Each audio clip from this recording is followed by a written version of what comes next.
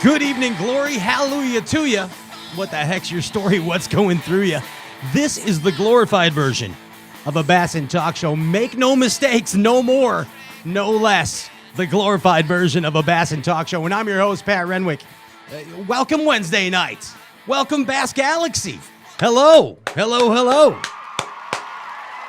All right. Pretty good, pretty neat.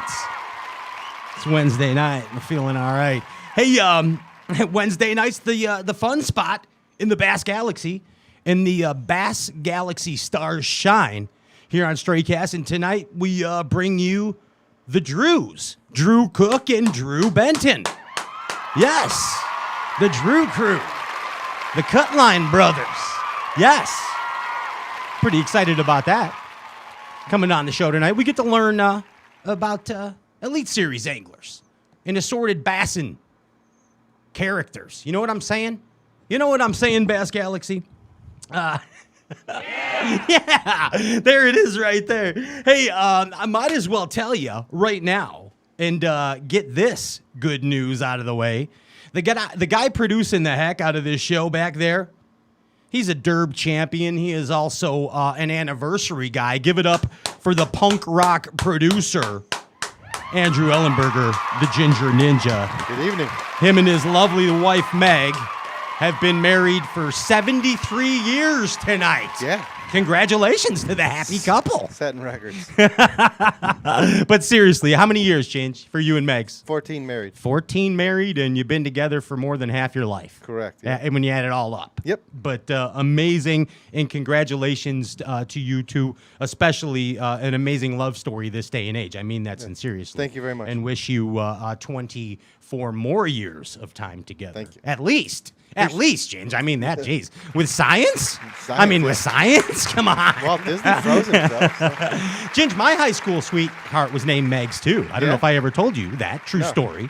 Yeah. In fact, she was awesome. She was a sweetheart. She still has my high school ring. It was a cool blue ring. Meg Ivo, if anyone knows her, send me my ring back. Yeah, get that ring back. I want that ring back. Anyway, on with the show. Congratulations, Thanks, Ginge, on your anniversary. Hey, moving right along. Had a good time. Just got back from Omnia Fishing headquarters in Minnesota. Got to hang out with the whole gang out there at Omnia for the Big Seth Fighter AOY bash. And by the way, you could still sign up. Shopwithseth.com. It's 10 grand. Shopping spree with Fighter himself, you and a buddy. Or you can out your buddy. Can't they just out their buddy and get the whole 10 grand? Like if they were sneaky and slimy?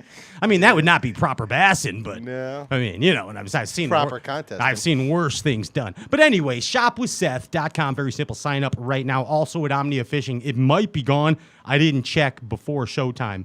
But they had a pallet of Maxent. Maxent is I don't even know why it's so good, so it's probably gone. But OmniaFishing.com, check out full supply of Maxent pallets just came in. I had a good time in Minnesota at the Tin Cup World Tour with the Whiskey Gypsy, Luke Foley. We were at the Zorbas in Minnesota, running around. Fighter and I had stars coming to see us. I saw that. Yeah. The guy was from Ted 1 and 2, Mark Wahlberg. Yes. It's Mark Wahlberg. No, it wasn't really, Ginge. Josh Duhamel. Yeah. It was cool. Josh Duhamel. Cool dude. And had a good time with the whole Tin Cup bunch out there at the Zord. But speaking of Tin Cup whiskey, the official brown liquor of bass fishing, tonight's Tin Cup word of the week is, watch this, Bass Galaxy. Watch this. Ginge, you're picking it tonight. Oh. Do it, Ginge. I don't care what it is. First word that pops to your mind, Ginge. Rookie of the year. No. That's only going to be said twice. 3 times tops. Bassin. How about Bassin? Bassin. Can we go Bassin? Bassin. All right. Anniversary Bassin? Yeah. If you hear the word Bassin, take yourself a sip. It could be a sip of any beverage. Ice cold Coca-Cola. It could be Kool-Aid. Don't be careful with the Kool-Aid, though. It could also, of course, be Tin Cup Mountain brown liquor whiskey. And remind you, please, if you sip sip responsibly. If you hear the word bassin tonight, that's the Tin Cup word of the week. Oh, also it was great to meet Jigs McThump. He was an unexpected guest star in Minnesota. He's in here telling a story. It was amazing. It was awesome to meet Jigs McThump. And I hear he's got a lot of exes looking for him, so we won't tell anybody that. Don't worry. Don't worry about that. Seriously, on a serious note, everyone that was affected by Hurricane Ida, I know there's a lot of proper Bassin men that were in the path of Hurricane Ida. We've not heard from a lot yet, and we hope everyone, is safe and their properties are safe and families, everything else. So prayers to them. God, please look out for them in the aftermath of all of this. Okay, on with business. Thanks to everyone that participated in August for the Half a Spot. Yeah. Right? halfaspotofficial.com. Download the app. I think it is now Zach Burge month. It is. It's Zach Burge month. And you can sign up there, Half a Spot Official. Download the app. There it is. Fish Online Derbs. Chance, it's $10 to enter. Chance to win mega bucks, though. And to go fish in Gunnersville in October with Ish and Ike and a bunch of assorted tomfooleries like ourselves and the Ike Live crew. And also Milliken. Milliken will be there as well. So it'll be a good time. Check it out, halfaspotofficial.com. Don't forget, if you need to get anything in your life covered, I'm talking boats, cars, tractors, RVs, grills, anything, EmpireCovers.com. Put in code STRAY60. Ginge, I love the music that you chose tonight behind this. I feel very infomercial. That's what we're going for. Shabwow! What's Shabwow? All right. Hey, thmarinesupplies.com. The bundles. Have you heard about the bundle packs, Ginge? Yeah, there's some cool stuff going on. thmarinesupplies.com. Check them out. The bundle packs end soon. Now's the time to get in on that deal right there. Ginge, I think that pretty much covers the whole... Did I forget anything, Ginge? What did I forget?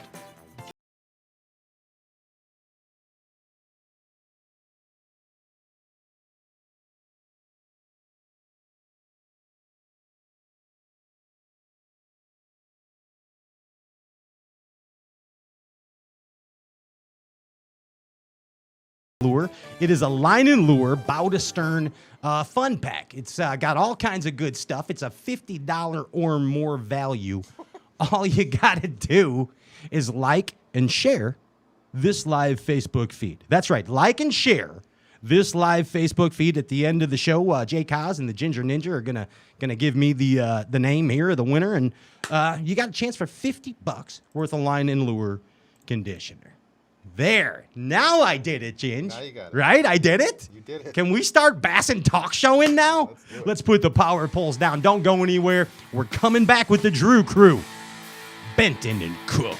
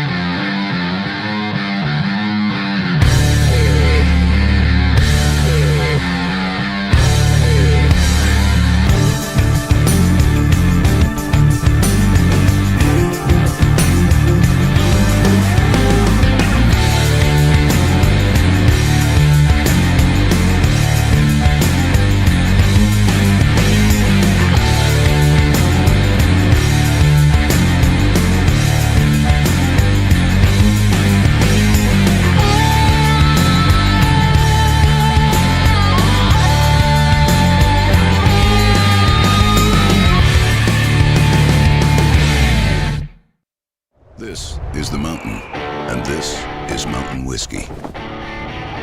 Unspoiled, untamed, forever wild. There's no safety net, no way down. Up here, it's just man, and the mountain, and his tin cup. Tin Cup Whiskey. Mountain whiskey.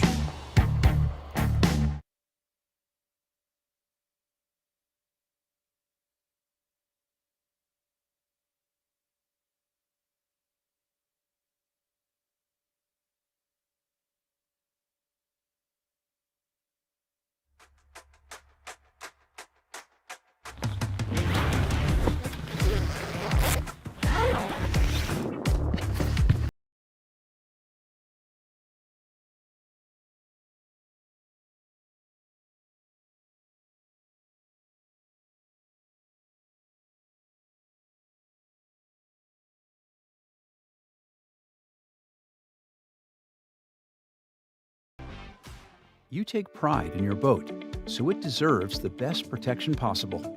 Our durable woven fabric prevents ripping and provides UV protection, and our tape seams provide protection against the elements.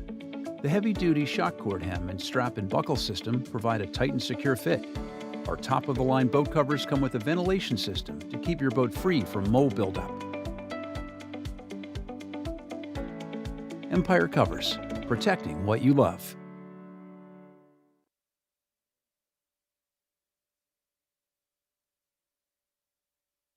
The TH Marine Hydrowave H2 KVD Edition is a surefire way to ignite a feeding frenzy. The Hydrowave utilizes a sound-emitting technology that imitates bait fish and other feeding fish below the surface that preys on the competitive nature of bass and other game fish to get you more bites. The Hydrowave is another way that TH Marine has you covered from transom to trolling motor.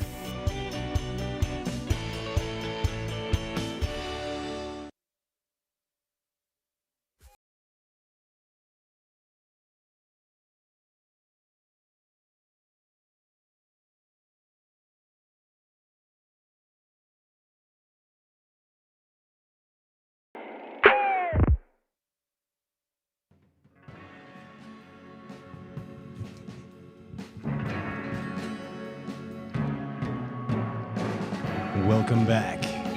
This is the glorified version of a Bass and Talk show, and I got a couple Panama City surfers coming aboard right here. A couple of panhandler surfers. They're where the big waves are in Florida, you know, if there's such a big thing. Well, ladies and gentlemen, welcome to the glorified version of a Bass and Talk show, Stray Cast. This is Drew Benton and Drew Cook. Yes. Welcome, gentlemen. What's going on, Pat? What's hammering? What's going on, guys? Not much. Thanks for having us. It's my pleasure to have you guys on the show. You know, it's been a long time coming. You know what I mean? It really has. It really has.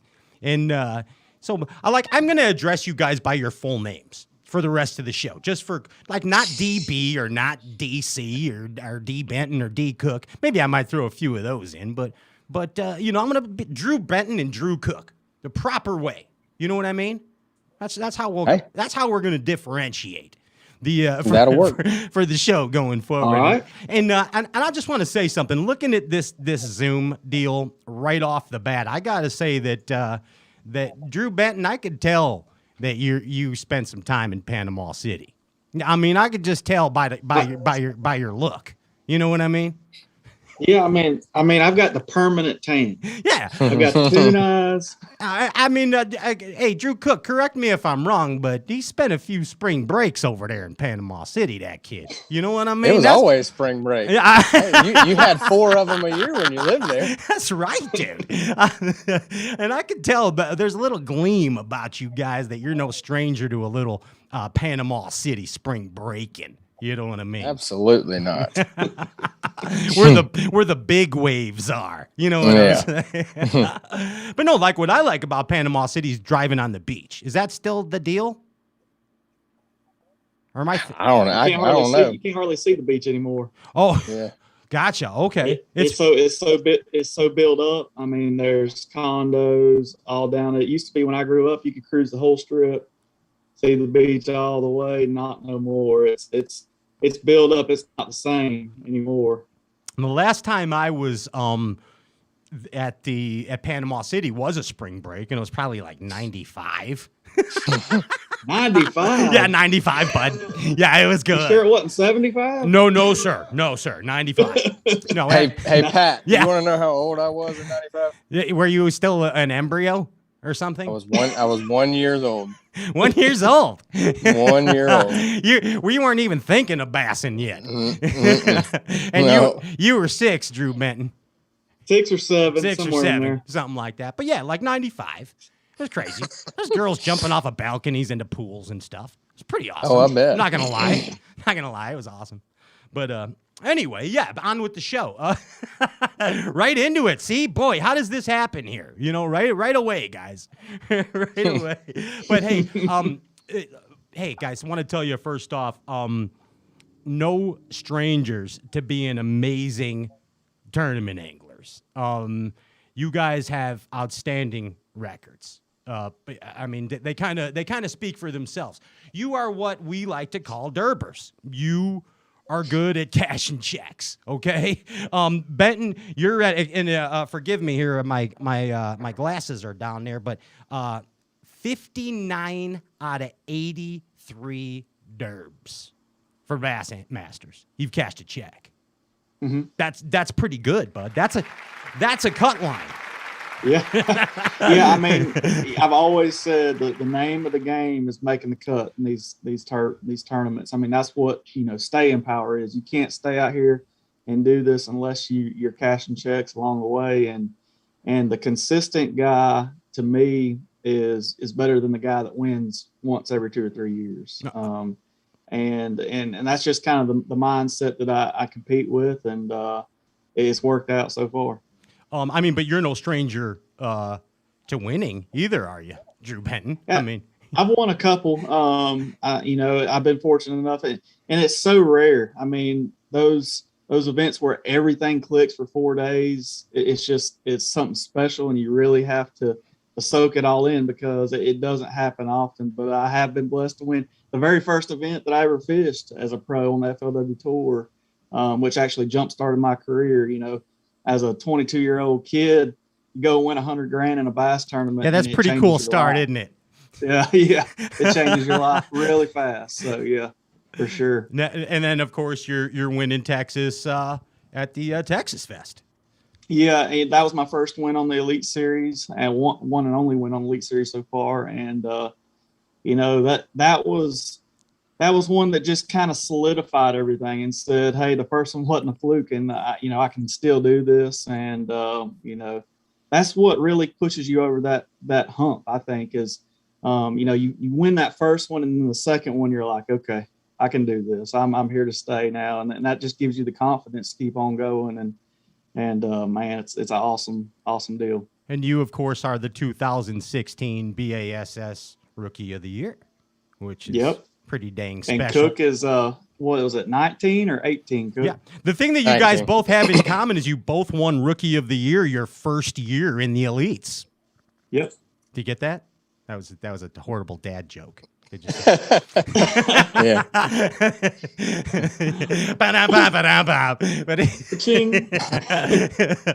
Drew Cook, talk about. Thank you. There we go, Ginger. Talk about being a Derber. Get this, Drew Benton. Drew Cook's record as far as cash and checks. This guy's amazing. 35 out of 42 Derbs. Wow. I can tell you every one of them I missed too. I'm sure you can. That's the sign of an amazing angler, for real. And you probably know exactly why you missed on those tournaments too. I mean, that's a real thing. That's real talk right there, Drew Cook. No doubt about it, man. Again, you 2019 Rookie of the Year. Congratulations. Amazing on that. Amazing accomplishment. And, you guys both had a decent year, 2021. Yeah, it was a good year. We're both in the Classic. We're heck yeah. Both in the.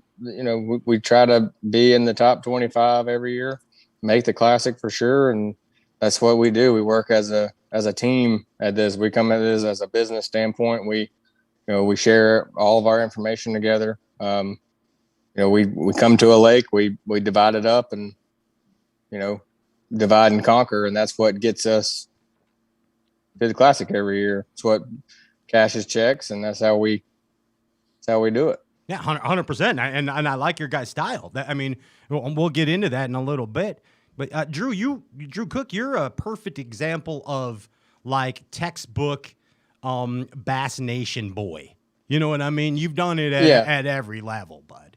I think I did it the way you're supposed to do it. Or, I took the stepping stones everywhere there was one, from the high school or the juniors, what it was when I was there. It's a high school now, to the college and the nation, and then from the nation to the opens, and then the opens to the elites. And it's not that big of a shock whenever you make the elites after you've made those steps. Now, if you go from fishing the Tuesday nighters to the opens and then the elites, then you're, you're just thrown in the fire, sink or swim type deal. Right. Yeah. It's all or nothing right there. I mean, that's not that it's not all or nothing in any direction, but True. I mean, I see exactly point taken what you're saying, Drew Cook. And Drew Benton, you did it the good old fashioned way. If there is such a thing, not that Drew Cook's isn't, but you came from FLW like many have, and qualified through the opens and boom into the elites. And good move, good choice, good business decision, good life choice, right there, Drew Benton. Yeah, I kind of cannonballed right in there. I got in the FLW tour with about $5,000 to my name, and won that first event, which jump started my whole career. All the time trying to qualify for the Elite Series, and then once I did qualify in 2015, I made the move in 16, and just never really looked back. It's been an awesome experience, an awesome career that I wouldn't trade for anything. Yeah, man. I mean, think about it. Like, I think that you had told me before, Drew Benton, when I ran into you, started as a co-angler or something. You told me once. I remember. And so I fished one event as a co-angler. I think it was an Everstart series down on Okeechobee, and I fished that one event just to kind of see how it went. And then the next year, I just took my own boat down there and fished as a pro, and basically qualified that year for the tour through the Southerns, I think it was at the time. And that one co-angler event, I like to be in control. I like to know what I'm where I'm going and what I'm fishing. Yeah, I see you as the guy that's running the party at the Panama City hotel room, not the guy just attending. You know what I mean? Did we freeze up? Did Drew Benton go Dame Arigato Mr. Roboto on us? He's locked. Well, good. I'm the Drew Cook anyway. Hey, look how good Drew Benton looks frozen, though. The guy looks really good frozen. Hey, Drew Cook, think about this. 2015 is when you started your opens, right? Fishing opens. Like maybe you fished like one event or something. I fished one event on Lake Seminole in 2015. Would you consider that a jackpotter? Were you thinking of it as a jackpotter?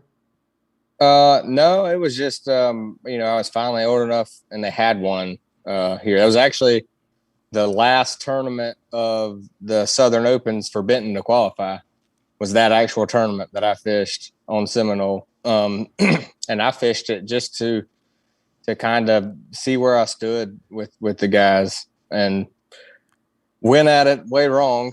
You still had a good event, but went at it way wrong. Like, I was definitely young and unexperienced on how I went. I think I was in like fourth or third after day one, and just gambled, letting fish rest and stuff like that. And you just don't do that. You letting them rest, to get ready for you to come catch them. You mean, Drew? Yeah, exactly. Yeah. You learned better than that, didn't you? I did. I learned real quick that you don't do that. I think I burned more gas that second day in that open on Lake Seminole than I have in the past 4 years fishing out there. I run all the way from one end all the way up the river, and it was just a bad deal. But either way, we had like a top 20 third you did, or something like that. Yeah, I saw you did all right. I saw, and it could have been way better, but it could have been way worse. And then you backed off, like you didn't fish any derbs for a couple years after that, right? As far as opens? I finished college. I was still fishing college and the nation at that time.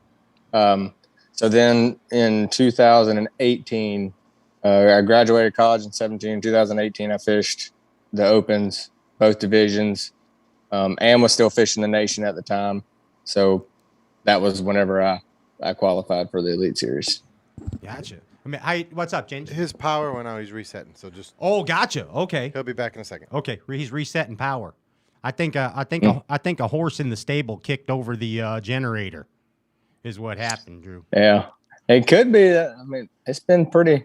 It hasn't been near as bad as what's going on in Louisiana, but that thing keeps the hurricane is kind of swooping us in. It's been blowing here for a couple of days. Like 20 or 30 mile an hour. Nothing bad. That's pushing them deep in the mats. That's for sure. I bet you if the mats are still there, whatever mats are still there, they're under. Yeah. You're back, Drew Cook or Drew Benton? I am. We had a little power flicker. I guess my Wi-Fi reset. All right, nice. That was very smooth. And by the way, I like how you have your trophies behind you, right there. Yeah, man. I kind of like been redecorating my room a little bit. I got my ammo, my trophies, my gun safe, my bow. Yeah, I like it. I think it's important for a professional derber, or even let's just say a weekend derber, to display their trophies. And I'm going to tell you why I think this, because Rick Clunn said so. So that Sold. Yeah. Can't go wrong there. Because I'll tell you the story. He once told us that there was a time when he didn't have the trophies up, and then actually his wife made him put them back up to remind him of, yes, you know what I mean? Yes, you're the derber. You're a derber. You know what I mean? So if Clunn says they should be up, trophies are going up. I don't care if you're a weekend angler or you're an Elite Series guy. Yeah. Display them proud. Sometimes you need to walk by that thing and touch it before you go leave for an event when you're in a slump, for sure. Yeah, Remind yourself you still can do it. Yeah, absolutely, man. Get a little bit of positive vibe out of the old blue there. I've rubbed that every time I've been to his house. I've rubbed it all over. Yes. It ain't stuck on me yet. Oh, don't worry, man. It doesn't work for you, though. Man, I mean, but just to catch you up, Drew Benton, we were just kind of talking about your buddy Drew Cook's rise into this whole deal, and you know, his start in 2015 at the Opens with not a bad 23rd place finish. And then, of course, we just discussed where you got your start. But I got to ask you this. Like, Drew Cook, when you finished that 2015 Open, where you're Jack Potter, all right? At that time, were you like, I'm going to be a professional bass fisherman? Yeah, that had already been decided. Okay, you knew already. Yeah, there was no going back. Before that, there was no ands, buts, or ifs. When did that happen for you? Man, I was probably 5 or 6 years old. Really? Oh yeah. That's People strong. can make money doing this. That's what I'm doing. No kidding. That's strong. 5 or 6. How about you, Drew? When did that happen with you, Drew Benton? It wasn't that early for me. I just started bass fishing when I was like 15, 16 years old, just fishing the Sandhills ponds, golf course ponds, all around Panama City. Sure. And then I played baseball all through college. So whenever I got to the end of that baseball career, I needed the competitive aspect still in my life, but I loved to fish. And I was like, I wonder if I can make a living fishing, and just started cashing some checks in those ever starts. And I paid for my last 2 years at Florida State fishing bass tournaments. And then, just kind of rolled into it. And I mean, it kind of it chose me. I didn't choose I it. like that. It's kind of cool. Yeah, we never had an answer like that on this show. It chose me. Pro Bassin chose you. That's cool AF, as the kids would say these days. You know what I mean? But think about that. Okay, when Bassin chose you, Drew Benton, and when you knew Drew Cook, like at your 5 or 6 years of age, like, look back to that moment, all right? At that moment in your guys' life to right now, you're professional bass anglers. You know how cool that is? Like, oh, dude, and it never gets old hearing that, and it never gets old whenever. Dude. The first tournament of my Elite Series career, we were about to blast off, and we get on pad, and Rick Clunn is next to me, and Mark Menendez is in front of me, and I was like, man, there was a tear in your eye going down St. John's River. It's like, I finally made it. Like, dude, I actually did it. It's so cool. Like, just the fact that you get to fish for a living is amazing. That's an amazing opportunity. I mean, dude, I'm so grateful that I get to talk about fishing for a living and then goof off and go fishing. This is an amazing country that we live in, and it's an amazing blessing to be able to do what you guys do. But let's not take for granted that the qualifying process is rigorous. So it's like not anybody can do what you guys are doing, but you're doing it. And 5 or 6 year old Drew Cook was like, yeah, that's what I'm doing. And all of a sudden, Drew Benton's just cruising down the beach in Panama City, and Pro Bassin sitting on his lap all of a sudden. You're like, you're pretty hot, Pro Bassin. You're coming with me, gal. And there it is. But I mean, pretty cool story, man, how that happened to you guys. You're Florida State Really? boys. Florida State boys. Both of us. Yeah. Yep. Yeah. I like that. I got a lot of Florida State peeps in my fam as well. Little Seminoles over there. Tallahassee's, you know. You guys, you know the song Last Child by Aerosmith? You My know dad's probably watching this, and he's gonna be mad as hell. Well, 'cause I'm I mean, gonna it say says no. I've heard it. it's got Tallahassee in it. Like I will. So me, I like whenever that would come on when I was at spring break and Wait, that can part. you sing it for us real quick, Pat? Just a Take little me bit, just the back chorus. to a South Tallahassee, down across a bridge to my sweet sassafras. That's There you go. that's it. That's the Last Child. Just a punk in the street. But anyway, back to the show. Hey, famous people besides yourselves have come from. Do you guys consider yourselves famous? Nah. No. We just dress up. We just dress up like pro fishermen on the weekend. Yeah, You're like constant Halloween for you guys. Yeah. Where yeah. you We're just the one that has the truck with a bunch of stickers on it. And everybody just looks at you at the stoplight. you wear your jersey to like Cracker Barrel, stuff like that, just for the hell of it. Just Cook does sometimes. And by the way, Cracker Barrel, if you're watching this, we still would like to Hit do us something up. for response. Yeah, Yeah. get in the DMs. Oh, that's amazing, man. We do keep the lights on at Cracker Barrel though. Across the Absolutely. country. Cracker No Barrel doubt. gets stopped at every time we pass one, at least twice a week, if not 3 times. Dude, I love the biscuits and gravy at Cracker Barrel. I really do. Absolutely. And then the country fried steak. Oh, and then they got them damn. Awesome. Oh, geez, them tater things with the cheese and stuff. Oh my goodness gracious! And then those grits too. Come on now, Cracker And the Barrel. thing about it, no matter how far north we are, they always have sweet tea. Look Damn at right. you. Look at you, Southern guys. Look at you, Southern guys. Hey, you know who my favorite Florida State Seminole graduate is? Jim Morrison.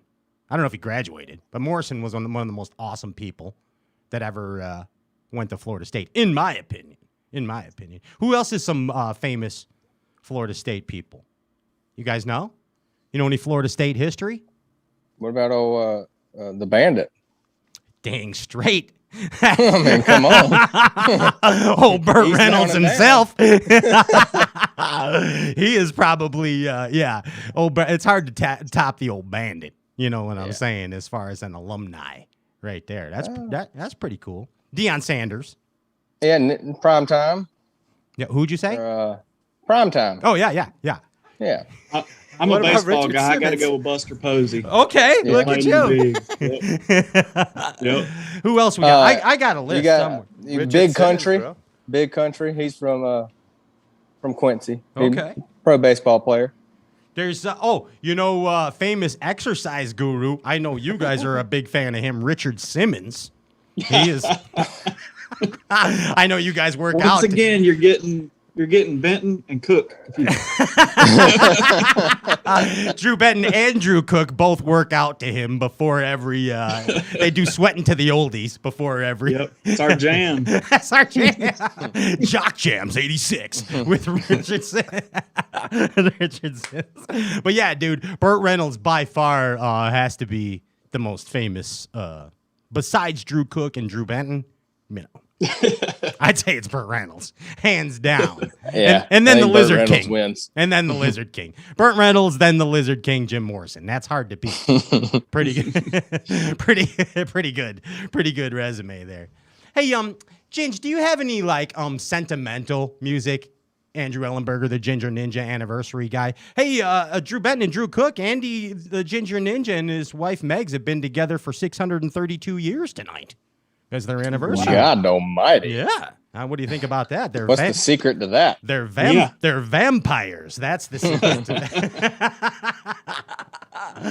But I want to talk about, your guys' special relationship. Because, I mean, you guys do, obviously, there's kismet between the two of you. There's a bond, You guys have, well, put it this way. You have to trust in each other if you're business partners, especially in the most notorious sandbagging business of them all, professional bass fishing. Because everyone's a freaking liar. I don't care what everybody, to trust a tournament partner is a big deal. And you guys have a special bond. Like how? And the hardest part is like, or for me at least, I don't ever know what I'm on from practice. You get a bite here, you move on, you get another bite over here, shake it off.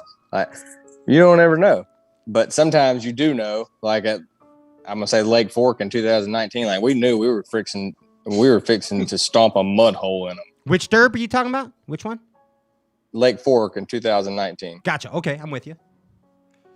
Sometimes that's very rare. You ever know that, like going into it, that you're going to catch them that good. And we were able to exploit, 3 or 4 different areas and just rotate through them together. But most of the time it's about, 12:30, 1 o'clock on day one. I've got 0 in the live well and I pull up somewhere where I had a bite and there's actually some fish there. I get 3 of them to bite before I have to leave to go in, have a terrible first day and we catch them better on the second day.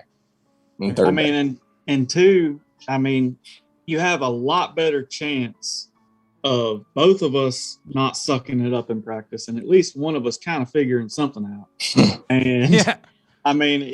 As long as you have something to go on, even if it's just one little thing you figured out in practice, you can run that in the derby and potentially stumble on something. If you are going at it by yourself and you don't figure anything out, then what are you going to do? So I really feel like, as little as some stuff that we might share or figure out, it can be so huge in the tournament itself. And and you see that time and time again. And I'm thinking back to a couple tournaments where, like Neely Henry, I really had no clue. The water, came up real high on the top end, fell out, way low on the bottom end. And I literally went down there to a creek that I caught 2 bass in the whole entire creek and was in the top 10 going into the last day or the third day. And just a little nugget, I can't remember if Cook or Mullins said it. The fish had pulled out in front of the grass and, was catching them whining a chatterbait or a square bill around. They were up in the grass when the water was high and they pulled out, maybe a cast off of it. And just that little bit of information just totally changed that tournament from like a possibly what I, could have been a dead last to, a top 15. So it's so critical. It is. It's a cool deal, man. And especially when think about it, 4 days, if you make the final day, is crazy. Crazy hard to do in pro bassing. But just the fact that you talked about practice and, it's better to have 2 guys at it. And you even have, you guys, so do you share with Mullins too, with Dave Mullins, as far as the 3 of you, or is it pretty much just the 2 of you? Me and Benton share everything. We give waypoints to each other at the last day, after the last day of practice, everything. We talk to Mullins, and Mullins talks to us, but he likes to hold it in his pocket until like the last day of practice. And then they're biting a plug. You're like, oh, well, thank God. I had 3 bites all in practice. And now I know I can just go wind a plug. Yeah. That sounds right. That sounds absolutely right. Yeah. Yes. Yeah, but me and Cook, like if we're in a sight fishing derby, we know which 5 I'm going to start on and which 5 he's going to start on. We're that, in tune to, how do you decide that? Like, how do you decide? And you talked about a rotation and like, how do you determine that? Who gets what? Who does what? Well, typically whoever found it gets first, go at it. Okay, obviously. Makes total sense. Kind of figure. And then back in 2019, we thought we were talking about the same giant bedfish in this one canal. It was in front of a big boat. Little did we know, this is before we started swapping waypoints. Okay, so this is what made us really focus and like swap the waypoints so we knew what we were doing. But we described to each other this like 8 or 9 pounder that was in front of this big giant boat. Well, I had found one, he had found one, and they were like this, one canal and another canal. There was 2 fish almost identical. Wow. So we just decided that was the biggest fish that we thought we had found. And we said, whichever one of us gets the best boat number, we'll start there. All right. So I ended up getting the best boat number. I started on the one that I'd found. He didn't go to the one he had found because we thought we were talking about the same fish, but it was actually 2 big ones. Yeah. And I didn't know it until the show came out. Yep. Oh, wow. That's what made when the show came out is whenever I saw it, and I was like, God almighty. If you only Because I thought he caught it. Unreal. And that's what made us, really buckle down and actually swap waypoints. Because I mean, at that point, we really trusted each other. And at the end of the day, it's a business. We're trying to make a living, and it just works a whole lot better for working together than working separate. So you guys, and we can cover so much more water. Like so much more water. It makes total sense. Look, I mean, the Johnson brothers do it too. You see how and like for instance at Lake Fork, we marked everything that we thought was over a 5 pounder. So if I'm running into this pocket to catch, say, a big female, and I need one more, I've got Cook's waypoints, and I say, well, here's a 5 pounder over here I can go catch while I'm in here, and I can save all these up the lake or whatever. It's a whole lot. It's a whole lot easier to plan your day when each of us have our stuff, and or each other's stuff. And also, when one of us don't make the cut or advance to the 4th day, we have the other guy's stuff. So it's a good backup plan as well. Yeah. I mean, it's an amazing plan, no doubt about it. And you guys, you go splitsies on everything. That's the deal. You cash and you split. Oh no. I mean, we don't cash and split. I mean, it's not like that. The checks aren't written to the same thing. If that's what you mean. It's not like the Johnsons that have their tire business or whatever they write all the checks to. So you guys, say for example, if Drew Benton cashes, you don't get part of it, Drew Cook. No. Okay, gotcha. Okay, that's where I was confused. When you guys were saying the business end, so the business end is purely the end result. Right. Correct. Gotcha. Okay, I gotcha. It's still a great plan and working together. And obviously we get to the last day and we're 1 and 2, or both in contention. I mean, we're going to figure out how to stay out of each other's way, and we're trying to rip each other's throats out. That's just the name of the game. Yeah, we've made the top 10, a bunch of times together. I don't really think we've ever run into each other hardly on the final day of a tournament. Really and truly. Not even with all that going on. Wow. Sharing like stuff? at Eufaula, we had the exact same brush piles, and I don't think that we fished in front of or behind each other the whole event, and we both made the top 10. That's awesome. Yep. That's when a plan comes together, right, boys? Yeah. It was. That was beautiful. That's all right, man. Hey, you guys, for lack of a better term, cut your teeth Florida bassing, right? When you say, I mean, growing up, kind of. Well, North Florida, where our region is totally different than your typical South Florida, which everybody associates Florida bass fishing with. So it's more lower Alabama, Southwest Georgia. I get it. Florida. Oh, I get it. Yeah, I mean, in that area, what's that famous lake that was around Tallahassee? Though I even read about it. Seminole. Okay, I even remember reading about that in Roland Martin's book.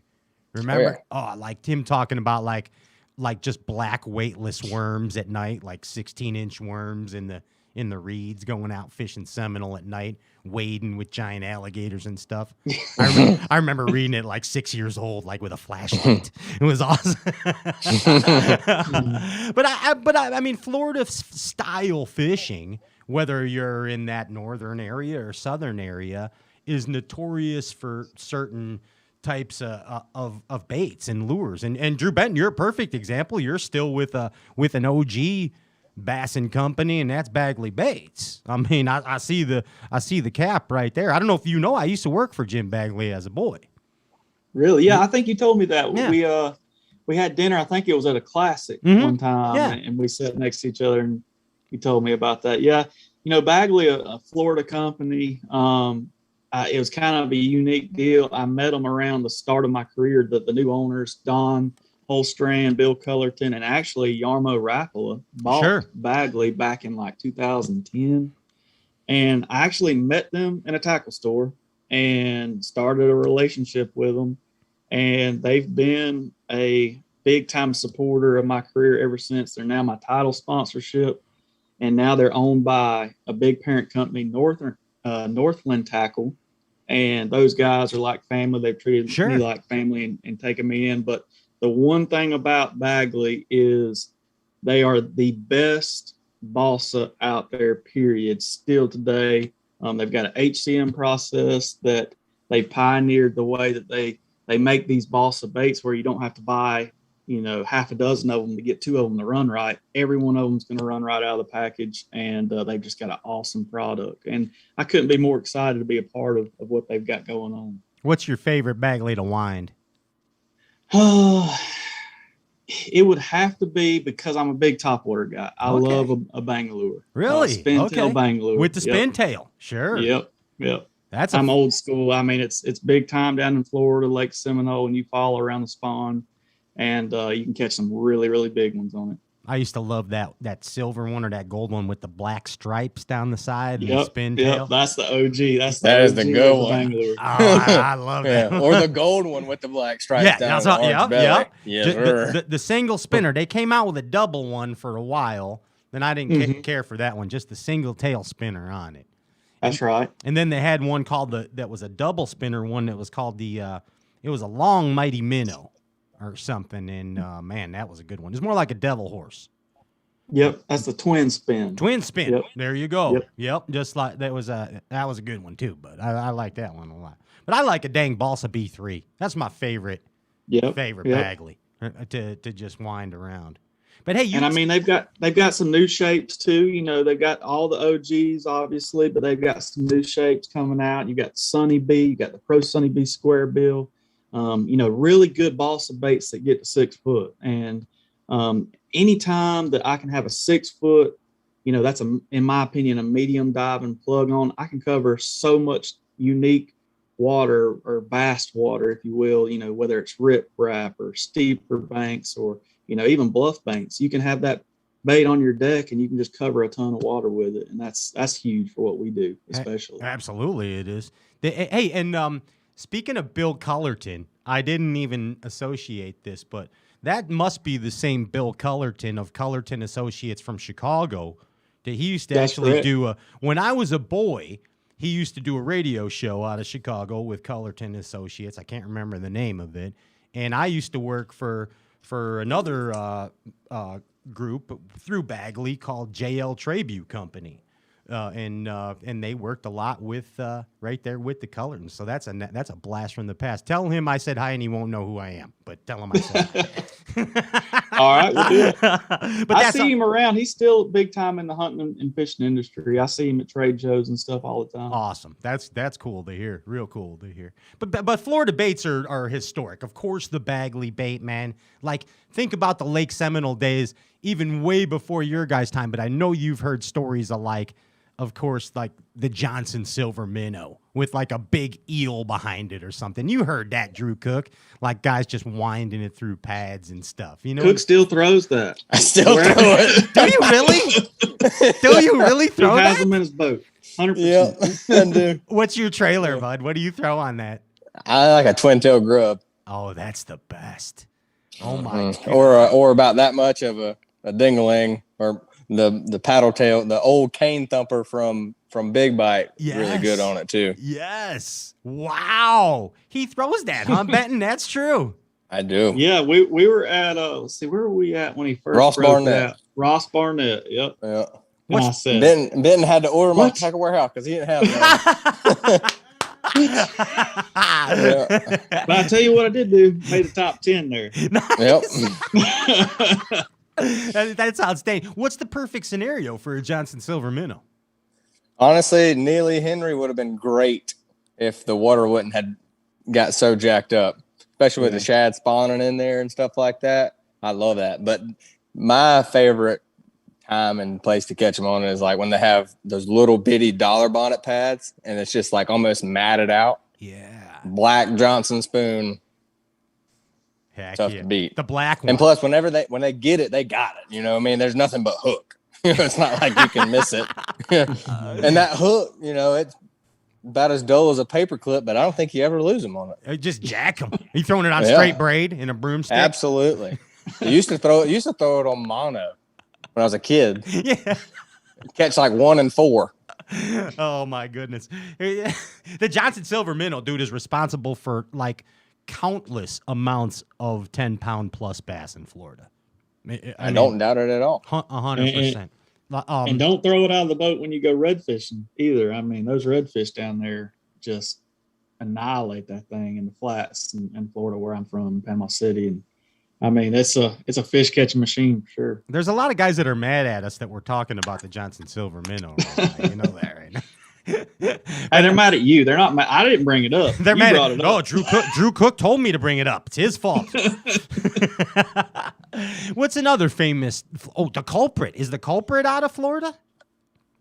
The culprit worm?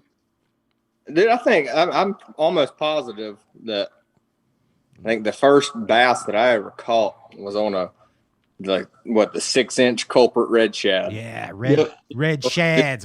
Just a worm. Yeah, good. With a Texas rig, just a worm. 100% culprit, like a red shad. Remember the black shad or moccasin? Remember moccasin? Moccasin was the color. That was awesome. They had the roll. Yes.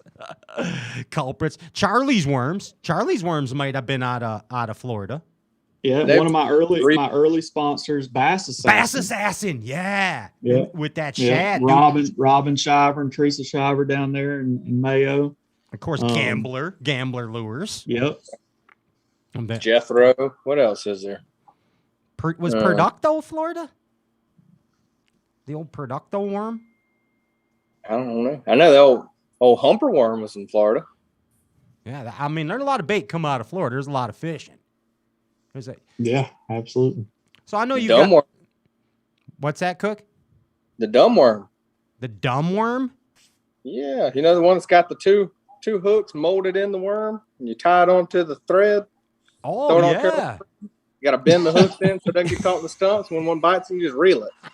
The dumb worm. I never heard it called that. I heard it called the do nothing. The do nothing. Same. Hey, can you come up with the Drew Cook Signature Series dumb worm? Is that possible? I'm sure.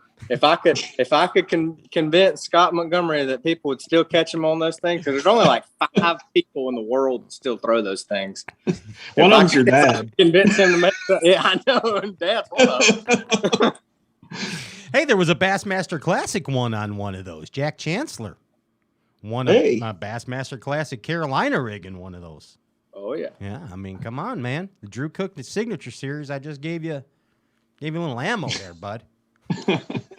If you can buy half of them, I'll do it. And my goodness, Ginge, order us up some, and then, and then the Drew, and you can knock off the Johnson Silver Minnow too. That's right. It'd be the Drew Silver Minnow. You could call it Drew's cooking spoon. There it is. Yeah, see, I'm an idea man. That's pretty quick. Thanks. Thanks. I feed the mayonnaise to the tuna fish, and it saves us time making sandwiches in the long run. There you go. You see what I'm saying, guys? That's how we play it around. I'm picking up what you're putting down. I appreciate that. Oh my gosh. Hey, Benton, were you invited to go to are either one of you guys to MLF? Were you guys invited to go over there? He was. I was. You were, Drew Benton? Yes, I was. Gotcha. And it was just, was it something like you knew or something you had to meander over? I thought about it. And, I mean, at the end of the day, it was at a time where I had just got to the elites, and you know how hard it is to get there. Mm-hmm.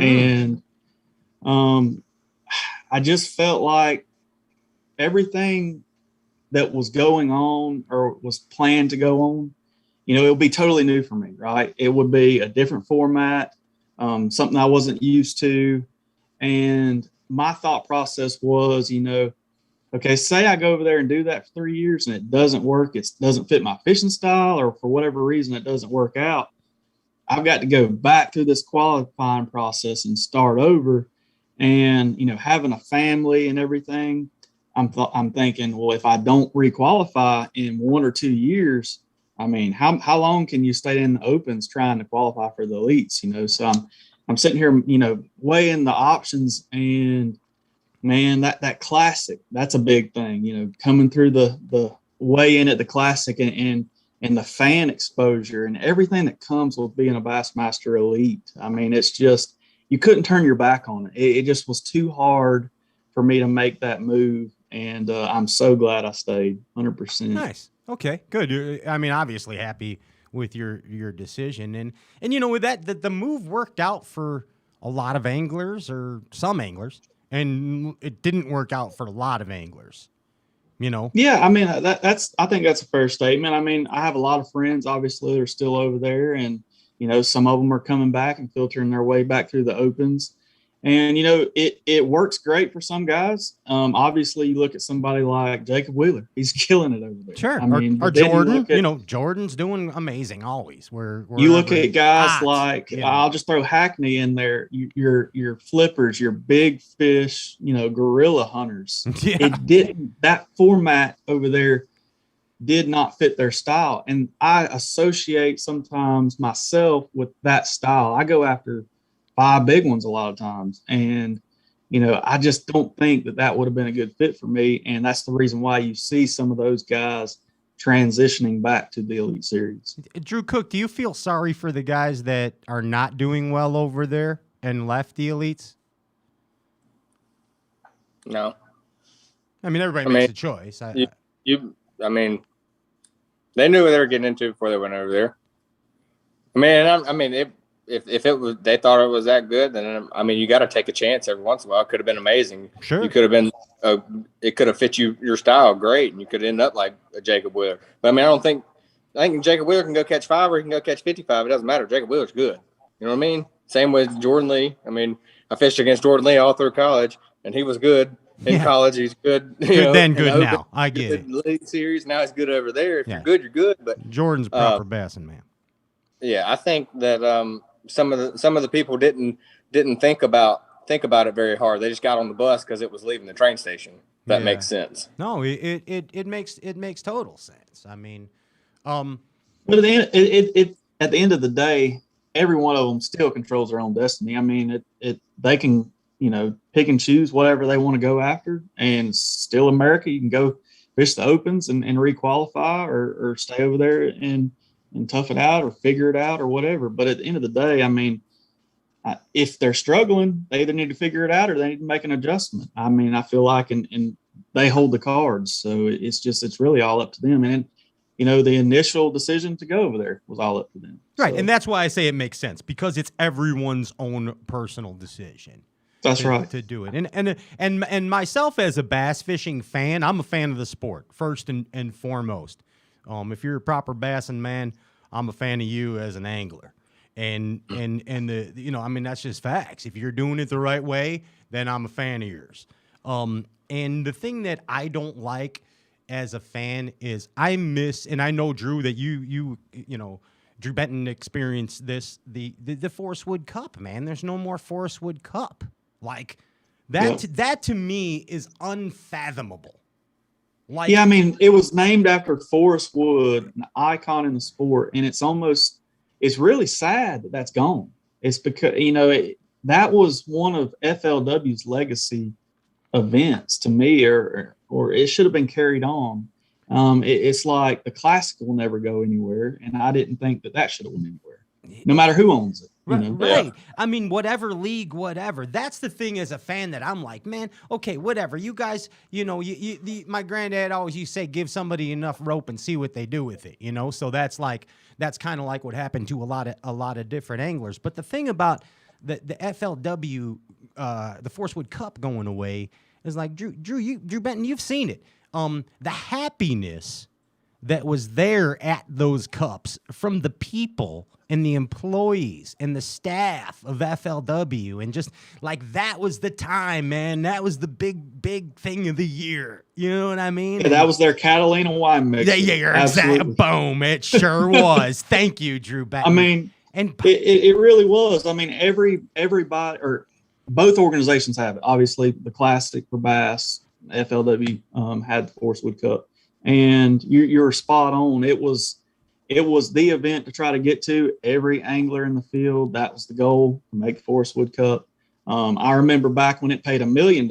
Right. Heck yeah, bud. Scott if you Suggs. fished out of a Ranger, you doubled your money. It paid $500,000, and then you doubled your money if you fished out of a Ranger.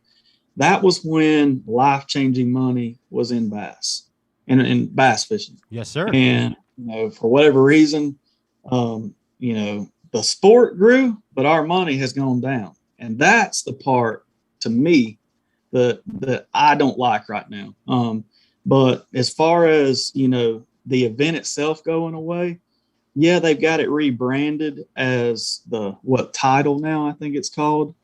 But man, it whatever it is, it should still be the Forest Wood Cup. Yeah, 100%, and make it a hoopla. And I mean it's cut and dry, man. And it was such a cool event to see and have that. I don't know, is the intent maybe like that you make the cup goes not away, or the cup goes away and then it focuses more on the red breast? I don't know what the intention was. I'm not sure. But anyway, I think they should rename the red breast Forest Wood Cup. I mean, then they'd solve the problem. You're awesome, Drew Benton. Oh my goodness gracious. Hey, Drew Cook, who's your biggest sponsor? My biggest sponsor? Yeah. Well, it would be You cut out. Say it again, please. It would be AFCO. AFCO. Okay. And obviously dumb question here, but you feel very fortunate to have a company like AFCO have your back, as your title sponsor, just like you did, Drew Benton, with Bagley. And Absolutely. I feel very fortunate that pretty much all the companies that I represent are companies that going into the whole ball game I wanted to represent. I feel very fortunate that I got with big. I can't tell you how many packs of Big Bite baits that I bought before I ever made it here. Spro Frogs, I owned a gajillion of them. Sure. Tamagotchi hooks, So I mean, it was just like I felt right at home. I felt very fortunate that I was able to get in with these companies and start a actual relationship with them. And the AFCO stuff, man, we offshore fished, being here in Florida. So I've worn the AFCO clothing for forever and used their offshore stuff. I mean, that's where they started. And whenever they were jumping into the freshwater side, it was sign me up. This is what I want to do. And I'm very fortunate. I've got a great relationship with them. And I'm there to grow with them. I'm there for the long haul. They're a great group of people. They listen, to us, which is pretty rare in the apparel industry, is at getting legit feedback. And there's nothing that when it comes to apparel, especially rain gear, that they haven't thought about. I mean, they think about everything. It's unbelievable. And what they do for the environment is, crazy. Their pledge, their 10% pledge, that's awesome. That's something that Casey's grandfather did, the original owner of AFCO, put into place years ago, with SeaWorld and all that stuff. And it's amazing to work with a company that cares so much about fishing and so much about the resource. Now get this. This is what's amazing as well, besides all those facts right there. Like 5 or 6 year old Drew Cook could not comprehend probably that there was going to be a company that was going to pay him to fish. And Drew Benton, when you were cruising Panama City Beach and bass fishing fell in your lap, whatever her name was, you never thought that Bagley was going to, was gonna be paying some of your bills, bud. Like, I mean, No, like, no, it's kind of funny. I started fishing, a winter trail on the river back home, and I fished with one of the old timers, Bobby Smith, knew the river real well, and kind of taught me everything I know about Apalachicola River. And Bagley was what we threw just about 90% of the time. It was a killer B2, a Bangalore, or a B1 square bill. And those three baits is what we fished on the river. And to have them be my title sponsor and that be kind of how I started, this whole tournament fishing journey is really a full circle. It's special. Cool It's really special. Yeah. Now answer this question, guys. Could you guys fish professionally with just tournament winnings that you have made? So let's take, for example, 2021 with just your check cashing. Could you have paid for the year without your sponsors? Drew Cook, could you have done it? Yeah, with about $5,000 left over. Okay. I got you. How about you, Drew Benton? Yeah, see, I made about... Yeah, you could have done about the same. Yeah, we'd have to lean more on those $29.99 a night hotels and not the Airbnbs. The Airbnbs are out the window. Like eating Viennas and not. We could do it absolutely, but it wouldn't be. You said eating Viennas, and I knew exactly what you meant, man. You can do it, but you're not going to pay all your bills doing it. No. Okay. I mean, I'm just trying to get a little picture here of what's going on, because let's face it, man, like, to professional bass anglers, and as dumb as a statement this may seem, it's really super important that people need to realize you guys can't do it without sponsorship. You can't. And that's really the sad part about it. And your rookies that are coming in, they're not going to have that sponsor backing, and you take a year like I had this past year. I made, I think, 7 out of the 9 elite cuts, and I finished second in open, and that gave me another $25,000. And still, I mean, that's a heck of a year. And still, I couldn't have paid all my bills fishing if I didn't have my sponsors. So, I mean, that's where fishing is the toughest part and the toughest sport to get started in and stay in. You've got to be able to somehow get past those, first 2 or 3, 4 years until you get those sponsors.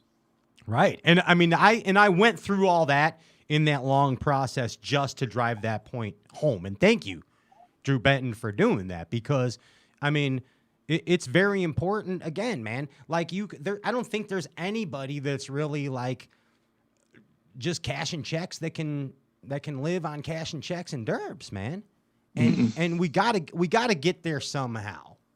We gotta get there somehow for you guys, and again, I don't want to get into a whole thing, but here's the next point of the matter, and then we're gonna get on to some other stuff here. But like, it's very important for bass fishing fans. I need to make this statement for bass fishing fans to support professional angler sponsors. And what's cool about it for bass fishing fans is, hey, Drew Cook, you're with AFTCO. If you choose that you like AFTCO brand, then buy the AFTCO brand. If another one of your favorite anglers is with with Sims or something, then you buy Sims. Drew Benton, like Bagley baits, man. I mean, hey, if you like throwing balsas, go out and buy some Bagleys. Support Drew Benton. People don't realize the trickle-down effect of supporting sponsors, of how it helps everyone in the bass fishing industry. And I mean, it's very important, and I just wanted to bring that up. So they also don't understand that now so much is based off of your social media presence, your YouTube, stuff like that. And now it's so hard to grow a social media, whether it be Instagram or Facebook or YouTube. Me and Benton have been doing the YouTube series, The Cut Line, for I guess two and a half years now. Unless you look good in a bikini, and neither one of us look good in a Not bikini. a chance So there. we got that working against us. Yeah. Not happening. And it's so hard to gain, the followers there and everything that the sponsors look at. And like, you have a lot of people that don't interact with what you're putting on there. And, a like and a subscribe, and it's so cliche because, every YouTuber you see out there, every video at the beginning and the end is like and subscribe. But it's true. That's how you get, Sure. the money from your sponsors, or if you get paid by YouTube. But that's so far out of reach right now. You got to just get the ball rolling. You got to get it out there in front of these people. The algorithms for these companies are crazy, and there's super big milestones. To get to 3,000 followers on YouTube is super hard, but to get from 3,000 to 5,000 is very easy. And then from 5,000 to 8,000 is hard. But once you get to 8, you're already at 14. It's weird how, Isn't it? how all that works. We've lived it ourselves. We know it's the craziest thing. And this is thank you again, Drew Cook, for setting this up.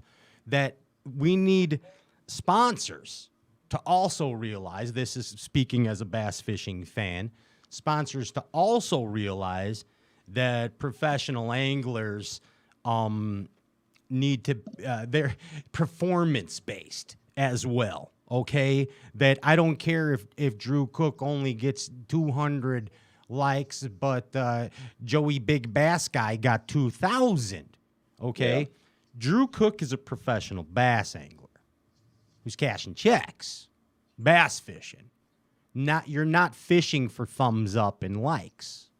Okay, I agree. First- There is a big difference in that, but it seems like everything's kind of getting skewed a little bit on how all that works. There's non-professionals that are not taking some of our money, but it's taking some of the sponsorship. No, they're money taking away. your money. They're taking some of your money. It's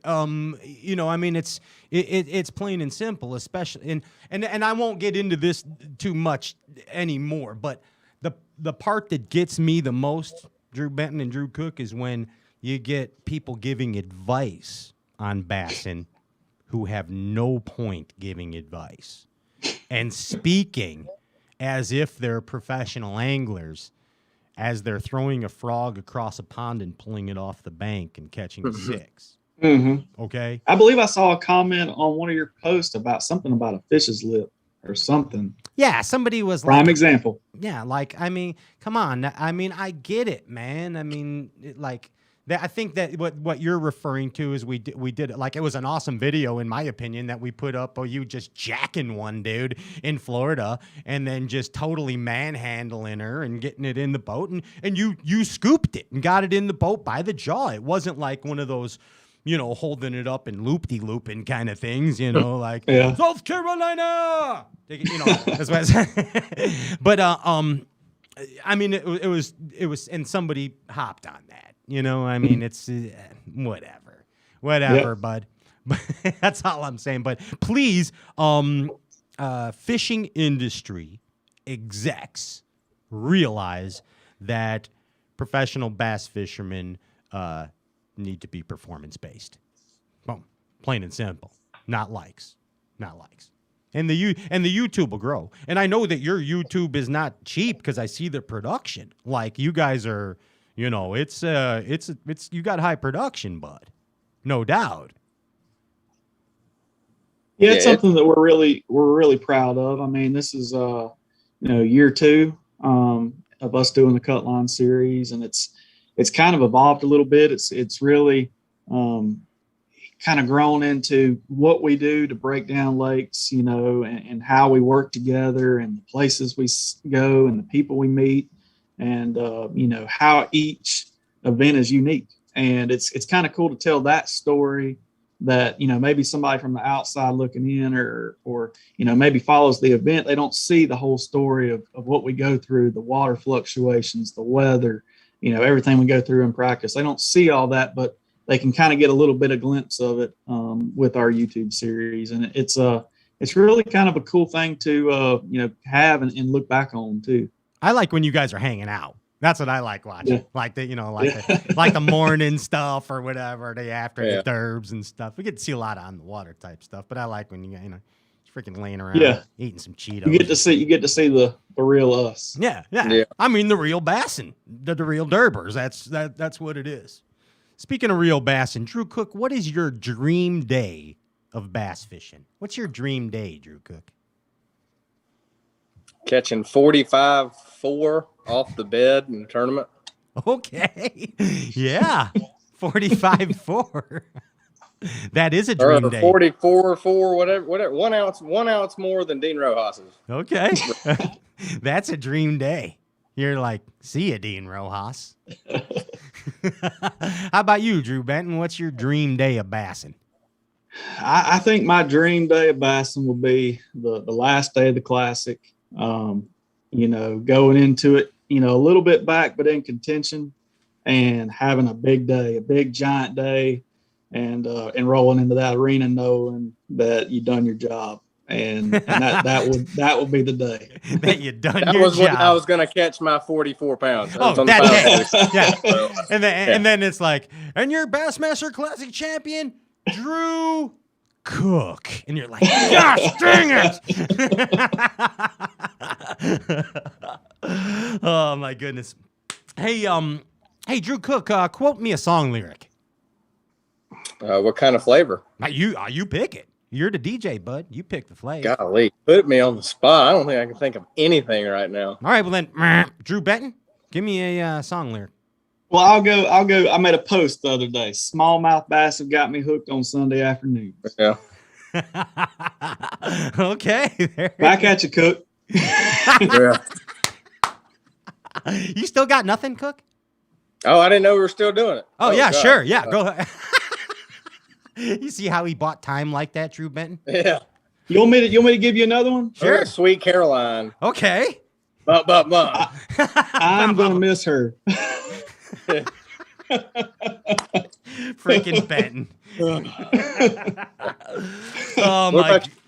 What about you, Pat? You're up. Inagata Davida, baby. It's the only lyric in the whole song, I think. You don't even know the song. It's because it's all drums. Dan, dan, dan, dan, dan. When the still sea conspires in armor and the horse breathes its last breath in mute nostril agony. How's that for a lyric? That was a good one. Yeah, you like horses, Drew Benton. You're a horse guy. Did you ever hear Horse Latitudes by The Doors? He stumped him. And he's frozen at the same time. Yeah. The double.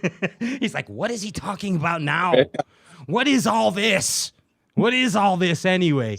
Hey, this is a true or false question, Drew Benton. Are you ready? I'm ready. Shoot. Okay. The best bassin is bassin from the gut. True or false, Drew Benton? True. Okay. 100%. You agree as well, Drew Cook? Absolutely. Okay. Give me who's well, let me ask you this. In your okay, yeah, that is the correct answer. In the Drew Cook, who is better at bassin from the gut? You or your bud Drew Benton? I think I'm pretty good at it because normally day one, dude, I don't got crap going on, and then like after lunch, we got to go figure something out, and you just go freaking out. Yeah, you get on a little something, and then you turn it into a 4-day event after not having nothing. Yeah, I do that a lot. Well, unfortunately. So you think you're better at Drew Benton than bassin from the gut. Do you agree with that statement, Drew Benton? Yeah, I could probably agree with that. Okay. So like when you guys are sharing, I mean, go ahead, Drew Benton. And I think a lot of it boils down to, how you're fishing at the time and your confidence at the time. You tend to follow that instinct or that gut feeling more when you're on a roll. And it seems like, this year I've had to scratch and claw, to make cuts this past year a lot. And, it wasn't easy to follow those gut feelings for me this year, son. Okay. Sometimes it was, but I think that has a lot to do with it. I appreciate your honesty in that answer, sincerely. And so would you